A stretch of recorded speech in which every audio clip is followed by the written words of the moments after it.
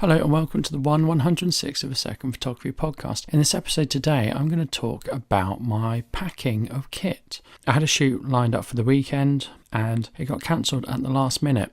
And I'd actually spent a long time packing my kit. And I spent a long time charging things and getting things ready.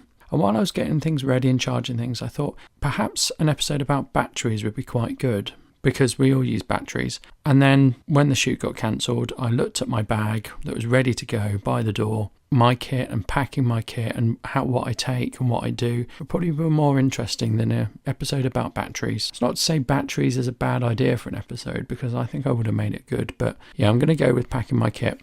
So I do two types of shoots really. I do a street photography shoot and I do a portrait shoot. And the portrait shoot can be as complicated as I want it to be, and the street photography shoot is normally fairly uncomplicated. The other type of shoot that people are going to pack for, which I don't really do, is landscape photography shoot. So if I were to do a landscape photography shoot, I would take a bag, a DSLR, probably my full frame DSLR, and I would take a lens, probably a 50 or a 35, and I would consider taking a tripod, but tripod is heavy, tripod is a hassle, and it's one of those things that when you lug a tripod round, you think, I don't want to be lugging this round, and when you don't lug a tripod round, you think, I need a tripod for this. I have a sort of base plate that is a halfway house between no tripod and a tripod, and it's just a metal base plate. Again, I've bought a cheaper version of a product that was more expensive. So the expensive product is called a Platypod, and I bought a cheap version which is called a Decade plate, and essentially it's just an aluminium sheet of metal with some holes drilled in, and you can attach a tripod head to it, and it gives you a flat surface to put your camera on. But if you're not in a place that has a flat surface, you've got these legs that stick out and you can use it to level it. And I think the Decade has a leveling spirit head on, although I'm not sure if it's the Decade or the Platypus that has that. So you can level it to get it flat. In the kit it comes with a Velcro belt, so you can tie it to a tree or you can tie it to a railing or something. I would take that over a tripod any day, but I know some people who are very serious about their landscape photography and they will always take a big sturdy tripod. Wouldn't want to hike up a hill with that. That's just me. Let's talk about street photography. If I do street photography, I go to normally London to do it, and I want to be as light as possible. So I will take one camera, and that is generally my Fuji X70. That has a lens hood that I put on it, and I have a strap with it, and that's it. That's all I want for street photography.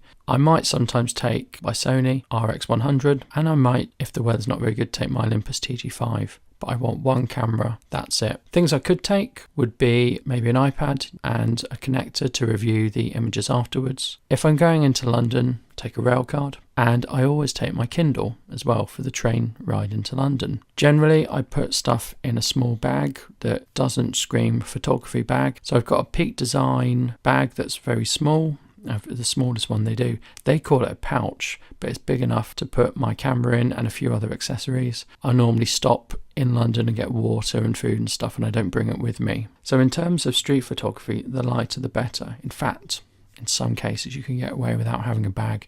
Just put your camera in your coat pocket. I don't bring a DSLR for street photography because I'd rather look like a tourist with a compact. DSLRs worry people and they're not as inconspicuous as a compact. But this shoot I was doing on Sunday was a portrait shoot. I had with me, I was going to take, I should say, because it didn't actually happen, a light stand, because I was going to use flash. So I had one light stand, not in my bag, that was in my boot. If it's a shoot I'm going to drive to, I don't care so much about the kit. If I'm going to London, or I'm going on public transport, or I'm walking there, then I do care a bit about the kit. I will take one bag and one bag only, and I'll try and be as small and light as possible. So if I was going to London, I really wouldn't take a light stand. I might take something like a selfie stick instead, so I could use flash, but I could hold it. Taking a light stand on the tube and stuff is a bit of a hassle, so I don't want to do that. Going back to my shoot on Sunday, light stand was in the boot. I had a backpack, and it was one of those camera backpacks, but it doesn't quite scream camera bag as much as other camera bags. So in that, I went for my 200D. And I went for that because when I was getting things ready, I could find batteries for my 5D Classic, and I always take at least one spare battery, apart from this trip. So I could find my Canon 5D batteries, and I could find my Canon 5D, but I could not find the memory cards for my Canon 5D. So in the end, I thought I won't take it just because I don't have the time to look for my memory cards. Now I didn't want to take my Canon 200D and my 200mm f2.8 lens. Taking the 200D, which is an APS-C body, meant I didn't want to take my 200mm lens because that would come out at a 320mm focal length, which was too much for what I wanted to do. Far too much. Be okay on wildlife shoot, but I wasn't doing a wildlife shoot. So I went instead for a 50mm.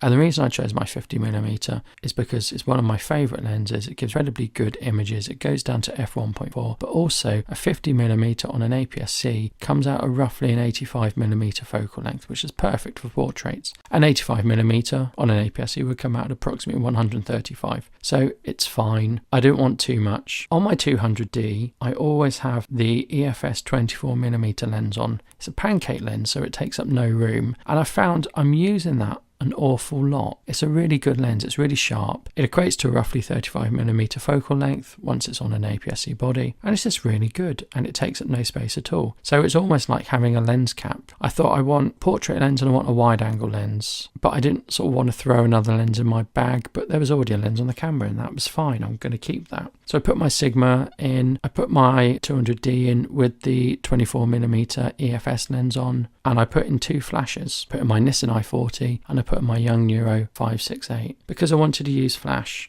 When you're just shooting natural light, you don't have much to worry about. So when you take flash, it cannot work. So if you drop your flash, that's it, it's gone. So I normally take 2 flashes, one as a backup. And I do off-camera flash, so I take triggers. So I have Harnell triggers for Canon, which do TTL and HSS, because I wanted to do some TTL and HSS work. So I had those. And now I've got batteries that I need to worry about. So that was where the idea for the battery episode came from. I was making sure throughout the day before, I was charging AA batteries. In my household, I want to eliminate all disposable batteries and just use rechargeables. And we've pretty much done that, apart from when you buy a product and it comes with disposable batteries. Those are the only times we ever come across disposable batteries, and we normally put them in the TV remotes. So the TV remotes are solely supplied by disposable batteries that come with products. The Xbox remote, because it churns through batteries much quicker than a TV remote, just has rechargeables in all the time. I put some batteries in my flashes, and I always take spares just because when you're shooting with flash, sometimes the flash won't work. Could be the triggers aren't turned on, could be the flash isn't turned on, could be the connections don't work, but 9 times out of 10, it's the batteries in one of those things have gone. So you need to have spare batteries for your triggers, you need to have spare batteries for your flash. So it could be you take 8 batteries because that will give you enough. It could be you take 4 spare batteries, because if you take used batteries out of your flash, they've probably got enough energy in to power your triggers, because triggers don't require much battery power, but flash does, and flash really drains batteries. But it gets to a point where the flash won't work with depleted batteries. So you could chance it. I generally don't. I think it's not much more weight to carry a few more batteries, so I normally carry enough batteries to give each flash a spare set of batteries and each trigger a spare set of batteries. In addition to that, I wanted to bring some modifiers, and I recently got a mag mod grip. I'd already put that on my 568, so that was on my 568, and I've got a mag sphere and I've got mag grids, and I've not tried them yet, so I was looking forward to trying them this weekend. So they were going to be my modifiers of choice. Again, travelling light as you can. You don't really want to be carrying around massive soft boxes unless you can avoid it. So I'll never know how good the Magmor system is. I'll know when I get to my next shoot. But yeah, for a portrait lens, just need to add a little bit of light to make it really good. I don't really like reflectors, and it's really difficult for me to hold a reflector and to get it right and to take the picture and interact with the person. So I don't really like reflectors. Reflectors, you need someone to hold it. Similar thing with the light, but you can get away with a light stand. So the flash with the grid on would just give a nice rim light or separation light. And if needed, I could add a bit more light to the face and the front. Now I only use one light because again it's only me, so one light is enough to add a bit of oomph. 2 is nice, but multiple lights are nice, but they're not really needed. I also bring a black rapid strap to sling the camera around my body. Normally when I go anywhere I take some business cards just in case I do some snaps of people and I want to give them the picture later. It's got my contact details on. I also did pack a 360 camera, one of the first ones that came out, because I can just hold that up, press a button, and I can take an image for reference so I can get everything in. It's the Ricoh Theta, the first one. So I just hold it up, press it, and the auto exposure is really good on it. So I just hold it up, press it. If I decide to do a YouTube video or I want to have a look at the location and the shoot I did for reference, I can. I've also packed a spare pair of triggers which aren't TTL and aren't HSS but come in a nice small package, so I've put those in as well. And that's it. Quite a lot of kit for just one shoot. 2 lenses, 2 flashes, 2 sets of triggers, 2 sets of modifiers, but a portrait shoot does normally have quite a lot of kit for me. And sometimes I turn up with all that and I say, and I'm travelling light today, because I have drastically reduced the amount of kit I take. My philosophy is if I cannot carry it myself, or if I'm going to struggle to carry it myself, I don't bring it. I want something I can carry myself that isn't going to weigh me down and doesn't mean I'm exhausted by the time I get to shoot or exhausted by the end of the shoot. So that's my kit. Thank you.